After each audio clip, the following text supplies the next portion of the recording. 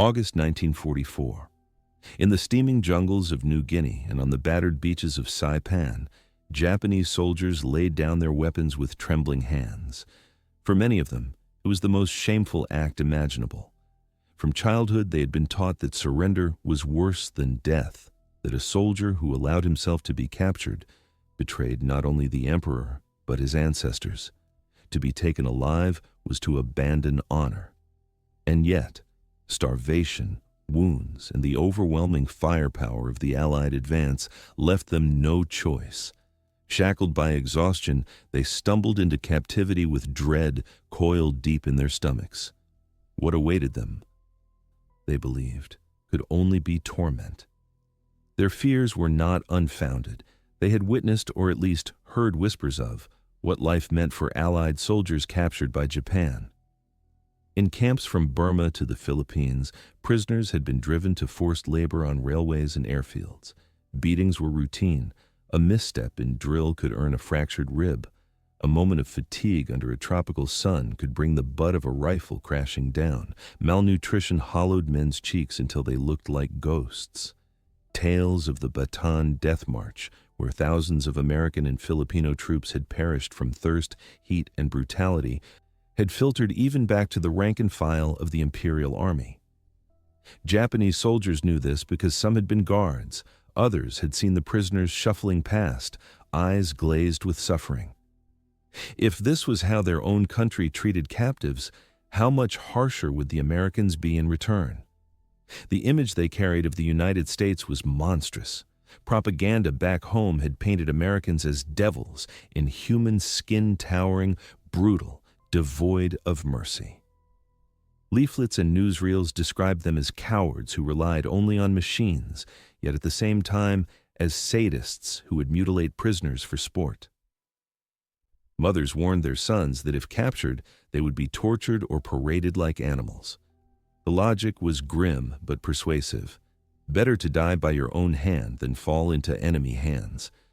Suicide charges and last stands were glorified. Surrender was a disgrace. Thus, when capture came, men whispered final prayers.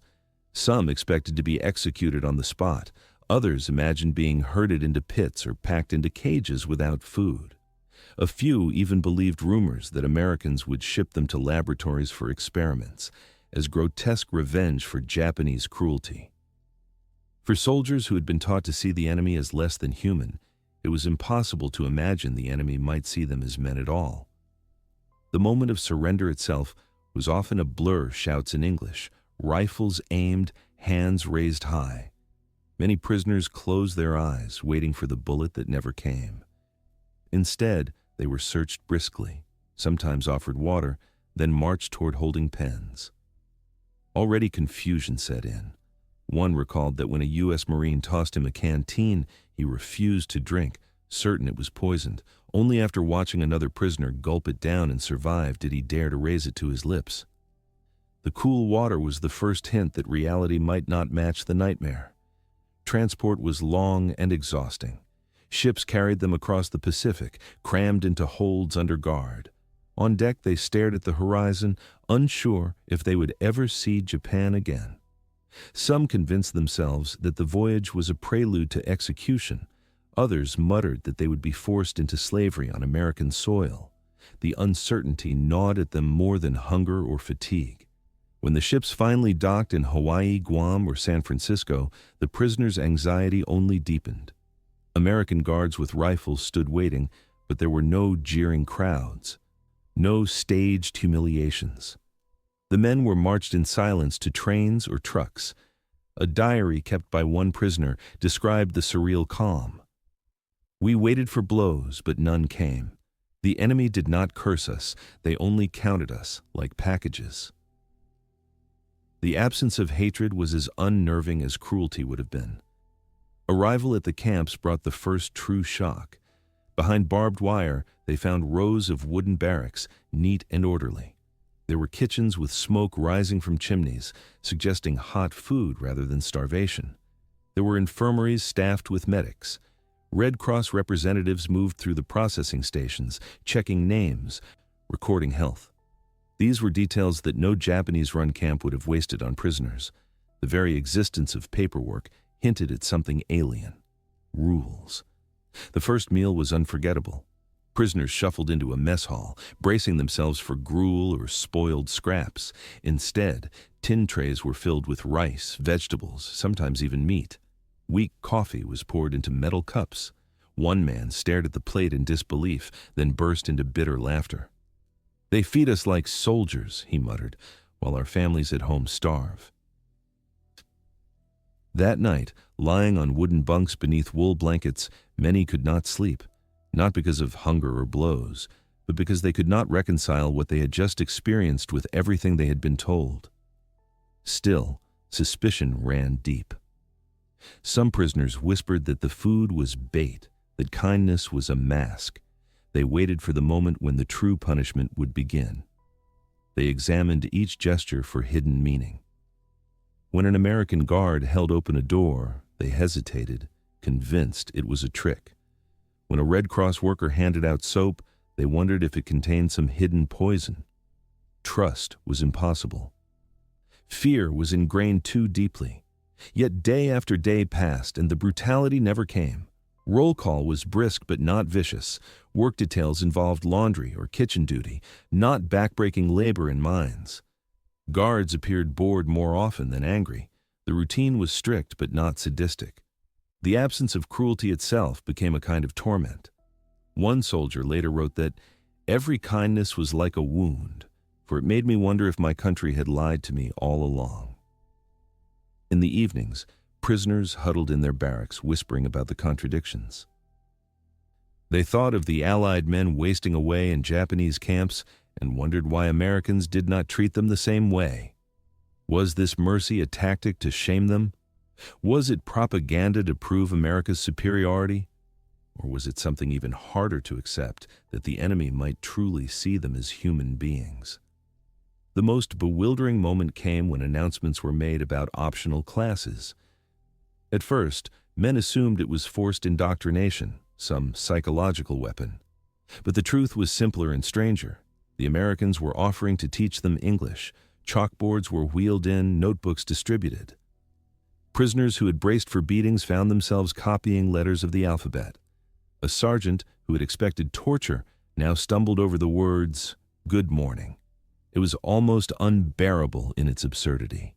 The clash between expectation and reality gnawed at them.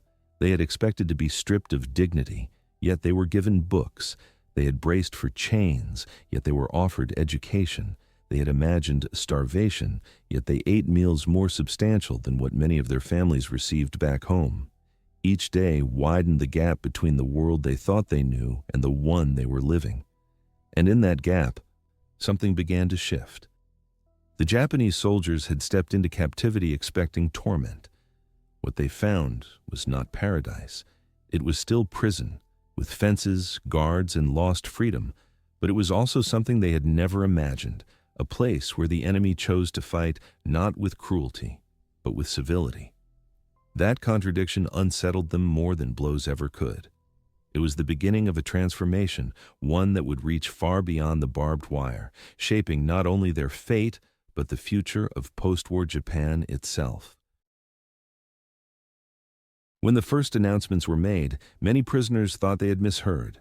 The guards were not ordering them to dig trenches or haul supplies. They were inviting them to attend classes. The men looked at one another, bewildered. For Japanese soldiers whose world had been shaped by military drills, shouted commands, and punishments, the idea of learning in captivity seemed absurd. Some whispered bitterly that this was a trick, a way to humiliate them, perhaps to make them parrot enemy propaganda. Others scoffed that real men of the emperor had no use for foreign words. Yet curiosity tugged at them, and so, tentatively, a handful stepped into the makeshift classrooms. The American decision to educate prisoners of war was not born of charity alone. Behind it lay calculation, both political and ideological. U.S. authorities understood that the war would not end on the battlefield alone. Japan's future would be rebuilt by those who survived it, and shaping the minds of captured soldiers was a way to plant seeds for that future. If Japanese men returned home with knowledge of English, of democratic principles, of Western ideas, they might become bridges rather than barriers between the two nations. In the language of policy memos, it was reorientation. In practice, it was soft power, wielded through chalk and textbooks. Classes were organized with surprising efficiency. In some camps, they followed a regular schedule, with morning sessions devoted to language and afternoons for discussion or lectures. Prisoners were grouped by ability. Beginners painstakingly traced the alphabet, while advanced students stumbled through grammar and conversation. Materials were gathered from Red Cross donations and from American universities, which sent simplified readers and dictionaries. Sometimes the teachers were American officers with academic backgrounds. In other cases, they were civilian volunteers, missionaries, or Japanese Americans recruited to assist. Chalk squeaked on blackboards as English words appeared in neat rows: house, bread, freedom, vote. At first, attendance was thin. Suspicion ran deep. Some men refused outright, declaring that to learn the enemy's language was betrayal. Others showed up reluctantly, arms crossed, daring the teacher to prove this was anything but indoctrination. But as days turned into weeks, something unexpected happened. The classrooms filled.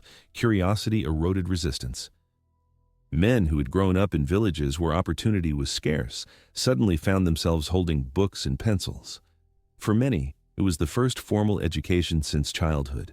The novelty alone was intoxicating. The language lessons were only the beginning. Alongside English, the Americans introduced other subjects. There were classes on American history, literature, and the basics of democracy.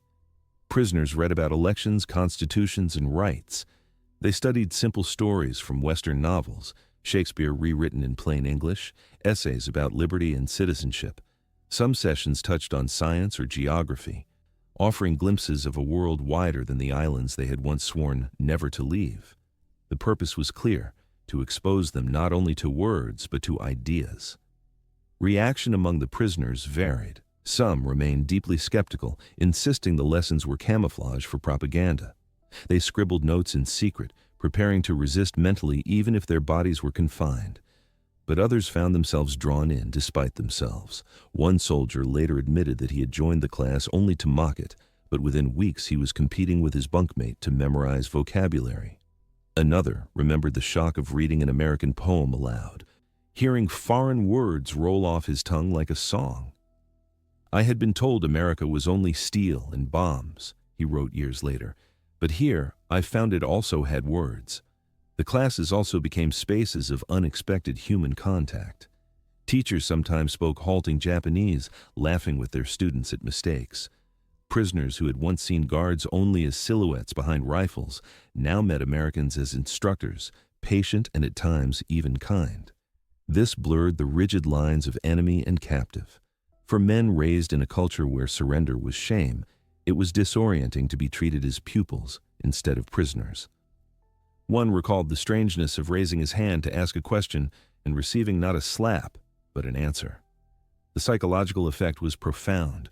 Captivity was still captivity. Barbed wire, curfews, and armed sentries never let them forget that.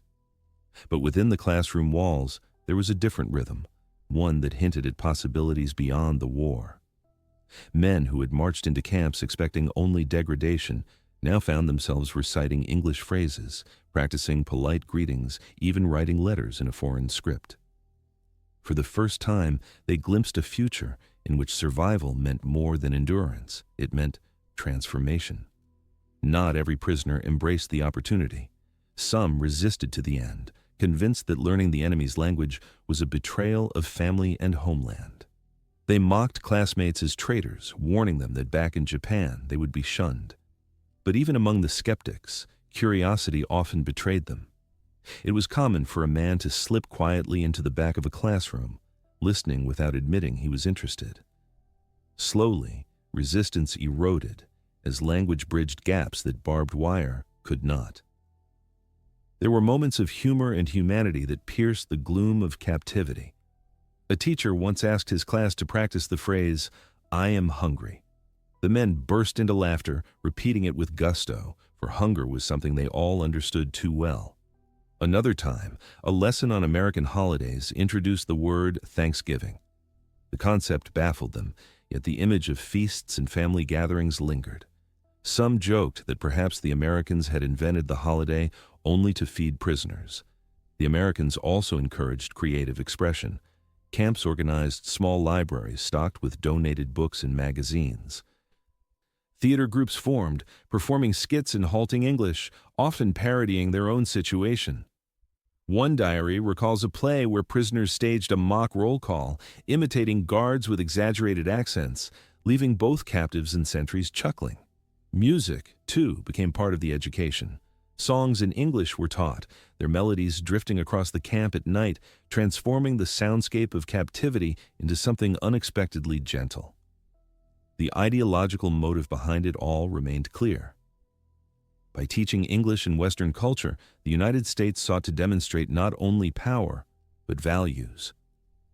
The classes were a living refutation of Japanese propaganda that painted Americans as barbarians. Instead of chains, they offered books. Instead of punishment, lessons.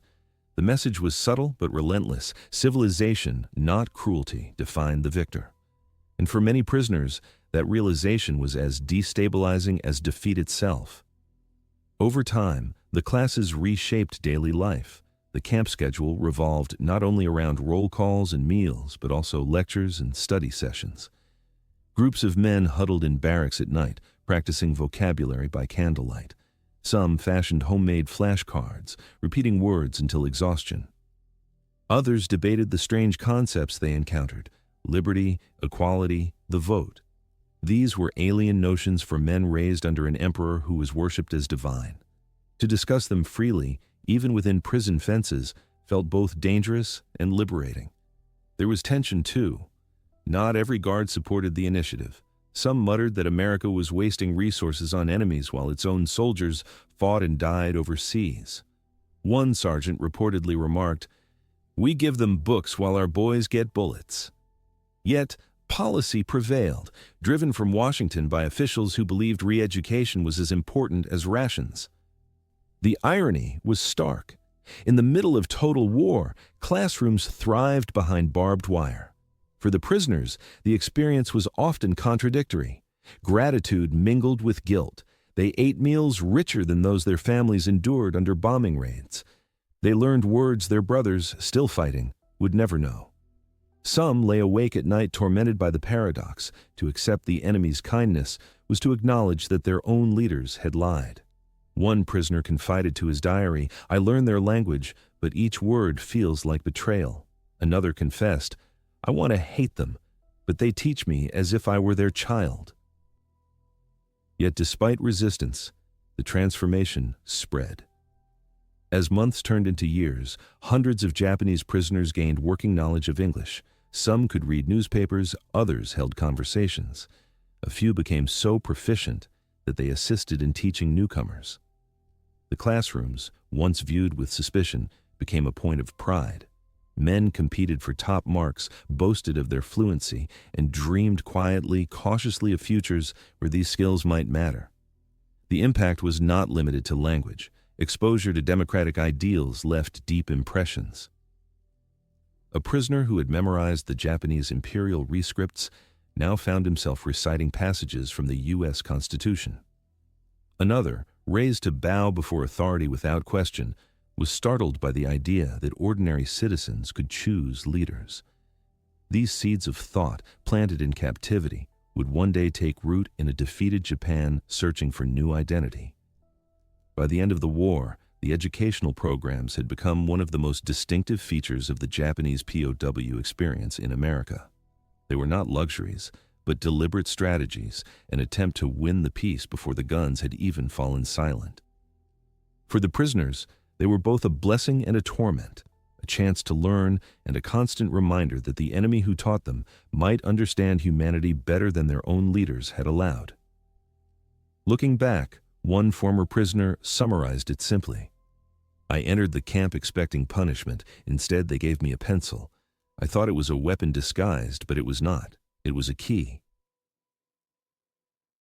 When the gates of the American camps finally opened and the war drew to its bitter close, The Japanese prisoners stepped out into a world they scarcely recognized. Japan lay in ruins, its cities reduced to ash, its industries shattered, its people struggling to find food in the wreckage. For the men who returned from captivity, survival alone would have been a challenge. Yet many carried something with them that set them apart from the millions who had never left: words, knowledge, and a glimpse of another way of life. The classes they had once approached with suspicion had become tools, and those tools changed destinies. At first, their reception in Japan was cold. Families wept with relief, but neighbors whispered. Surrender remained a stigma. To some, a man who had allowed himself to be captured had forfeited honor. The soldiers who had died in suicide charges were lauded as heroes, while those who came back from American camps were sometimes called cowards. In the immediate aftermath of defeat, shame clung to them like smoke. But shame could not erase the skills they now possessed. When American occupation authorities began rebuilding the country, they needed men who could bridge the language barrier. Suddenly, former prisoners who spoke English found themselves in demand. Many became translators and interpreters. In courtrooms where war crimes were tried, in offices where new policies were drafted, in factories where Americans introduced new machines, ex-prisoners served as the voice between conqueror and conquered. Some took positions with the occupation government, working side by side with the very nation that had once been their enemy. Others entered journalism, translating foreign newspapers or assisting in radio broadcasts that explained democratic reforms to the public. Still others found work in business, guiding Japanese companies that were learning to deal with Western partners. What had begun as chalk on a blackboard inside a prison fence now paid wages, put food on tables, and rebuilt lives. There were personal stories that revealed the depth of this transformation. One man, captured on Saipan and educated in a camp in Texas, returned to Japan speaking fluent English. Within months, he was hired by an American officer as a personal interpreter. Years later, he became a diplomat representing Japan abroad during the 1950s, a symbol of reconciliation made possible by the very education meant to soften him in captivity. Another former prisoner, who had learned English reluctantly, used his skills to teach in a small rural school. He told his students that knowledge could disarm hatred more effectively than weapons. Decades later, his pupils would remember him as the teacher who opened their village to the world beyond Japan's shores. Not every story was triumphant. Some men, scarred by the contradiction of captivity, struggled to reintegrate. They remembered the kindness of American guards and compared it bitterly with the indifference of their own leaders who had abandoned soldiers to hunger and death. These men carried resentment that never faded. Diaries recovered from the period are filled with entries like, "The enemy gave us books, our own commanders gave us slogans." Others confessed that they felt guilty for surviving more comfortably in American camps than their families had endured under bombing raids. For them, the memory of English lessons was both a gift and a wound. Yet, even with such torment, the broader impact was undeniable. The men who returned with knowledge of English became seeds of change in post-war Japan. They introduced words like democracy, freedom, and constitution into conversations that once revolved only around loyalty and sacrifice. They spoke of libraries in the camps, of newspapers, of debates about ideas that had been unthinkable under the old regime. Their stories challenged the myths that had bound their society. For many younger Japanese who had grown up in ruins, these returning prisoners became living proof that there were alternatives to militarism. In business, the influence was profound. As Japan rebuilt its economy, companies needed men who could communicate with Americans. Former POWs often stepped into these roles. Some became liaisons for trading firms, helping negotiate contracts. Others worked in shipping or aviation, explaining foreign manuals to Japanese workers. A few rose to prominence in international corporations, shaping Japan's reputation abroad. The English learned behind barbed wire became a passport to opportunity. Culturally, the impact lingered as well. Some ex-prisoners, fascinated by the books and plays they had studied in captivity, became advocates for literature and education. They translated novels, taught classes, or wrote memoirs. Through them, fragments of Shakespeare, American poetry, and Western political thought entered Japanese classrooms. In a country hungry for ideas during its democratic rebirth, these voices mattered. Perhaps the most striking change was psychological. The education in the camps had forced men to see the enemy not as monsters, but as human beings. This recognition, carried back across the Pacific, softened the edges of hatred. Former prisoners were among the first to admit publicly that the war had been built on lies, that propaganda had blinded them. Their testimony complicated the narrative of simple victimhood. By acknowledging the humanity of their captors, they helped Japan come to terms with the complexity of defeat. The Americans, too, had their own reflections. Reports from camp administrators noted that the educational programs had produced more than literate prisoners. They had created men who might one day serve as informal ambassadors. In hindsight, this proved true. When diplomatic relations normalized, many of the first translators and cultural intermediaries had once sat in wooden classrooms behind U.S. fences. What began as a wartime strategy of reorientation grew into a foundation for one of the most enduring alliances of the 20th century. The legacy reached even into families. Children of former prisoners often grew up hearing fragments of English at home. Some inherited dictionaries and notebooks filled with their father's careful handwriting. For them, the war was not only stories of loss and rubble, but also tales of strange kindness in enemy camps. A few of these children chose careers in academia, diplomacy, or international trade, carrying forward the bridge their fathers had begun to build. There were, of course, tensions. Not all Japanese welcomed these returning men. Some accused them of being too Americanized, of forgetting loyalty. A few faced ostracism in conservative communities. Yet time and Japan's rapid modernization softened those divisions. By the 1960s, as the nation became a global economic power allied with the United States, the very skills that had once marked former prisoners as suspect became assets admired by society. Individual memories still carried contradictions. One man confessed in an interview decades later that he could never erase the moment he first ate bread in an American camp while his mother starved at home. Another remembered the laughter in English classes and felt guilt for enjoying it while his comrades had perished in caves rather than surrender.